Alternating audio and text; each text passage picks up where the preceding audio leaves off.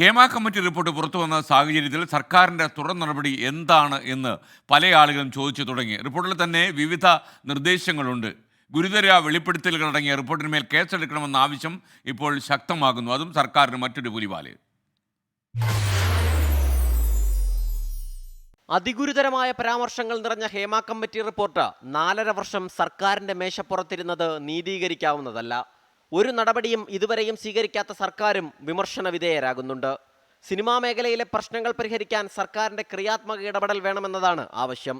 അതുകൊണ്ട് തന്നെ ഇനി എന്ത് എന്ന ചോദ്യമാണ് ഉയരുന്നത്. ഏറെക്കാലമായി സർക്കാർ തന്നെ പറയുന്ന സിനിമാ നയം എന്ന് രൂപീകരിക്കുമെന്നതാണ് ഒന്നാമത്തെ ചോദ്യം. അടുത്ത മാസം ഉണ്ടാകുമെന്ന് മന്ത്രി പറയുന്നു.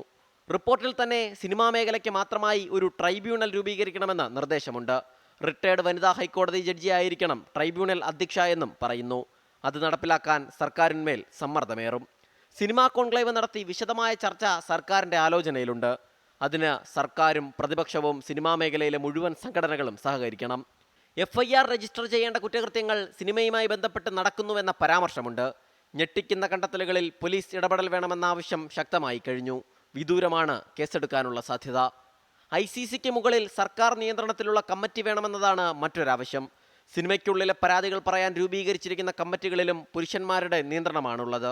അതും സർക്കാർ ഇടപെട്ട് തന്നെ അവസാനിപ്പിക്കണം. സ്ക്രീനിൽ സ്ത്രീകൾക്കും പെൺകുട്ടികൾക്കും കൂടുതൽ അവസരം നൽകാൻ ഇടപെടലുണ്ടാവണം. 30% സ്ത്രീ സംവരണം ഏർപ്പെടുത്തണം. സിനിമയിൽ അധികാര കേന്ദ്രങ്ങളായി സ്ത്രീകളെ അവതരിപ്പിക്കണമെന്ന ഹേമ കമ്മിറ്റി നിർദ്ദേശം നടപ്പിലാക്കുമോ എന്ന് കണ്ടറിയണം. ലിംഗസമത്വത്തെക്കുറിച്ച് ബോധവൽക്കരണം സർക്കാരിൻ്റെ ആലോചനയിലാണ്. ഇതിന് ആദ്യം സിനിമാ മേഖലയിൽ ഒരു നിയന്ത്രണം സർക്കാരിനുണ്ടാവണമെന്നതാണ് പ്രധാനം.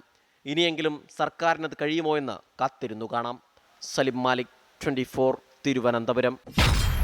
ചന്ദ്രൻ ചിറയിൽ പറയുന്ന SKN സിനിമാ രംഗത്ത് തുടരാഞ്ഞത് നന്നായി എന്നിപ്പോൾ തോന്നുന്നുണ്ട്. അങ്ങനെയൊന്നുമില്ല.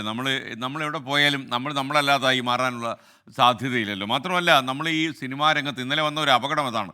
എല്ലാ സോഷ്യൽ മീഡിയ മാധ്യമങ്ങളിലും അതുപോലെ ചാനലുകളിലും മിക്ക ചാനലുകളിലും ഒക്കെ തന്നെ സിനിമാ രംഗം മുഴുവൻ കുഴപ്പമാണ് എന്നുള്ള രീതിയിൽ മുഴുവൻ ആളുകളും കുഴപ്പക്കാരാണ് എന്ന ഒരു ഇക്വേഷനിലാണ് സംസാരിച്ചത്. ഞാൻ ഇന്നലെ രാത്രിയിൽ ഈ നമ്മുടെ ഹൈദരാബാദിൽ നിന്ന് മടങ്ങി വരുന്ന സമയത്ത് നമ്മുടെ മലയാളത്തിലെ പ്രമുഖനായ ഒരു ചലച്ചിത്ര സംവിധായകൻ എന്നോട് സംസാരിക്കുകയായിരുന്നു. അപ്പോൾ അദ്ദേഹം ഇതിനെക്കുറിച്ചൊക്കെ പറഞ്ഞു. നിങ്ങളെങ്കിലും കുറച്ച് കൺട്രോൾ ചെയ്യണം എന്നൊക്കെ അദ്ദേഹം പറയുന്നുണ്ടായിരുന്നു. മാത്രമല്ല, വേറൊന്നും കൊണ്ടല്ല, കാരണം ഈ സത്യം നമ്മൾ മൂടി വെക്കാൻ പാടില്ല.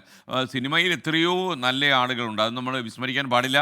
അതേസമയം ഈ പുഴുക്കുത്തുകളും അവിടെ ഉണ്ട് എന്നാണ് ജസ്റ്റിസ് ഹേമ കമ്മിറ്റി റിപ്പോർട്ട് നമ്മോട് പറയുന്നത്.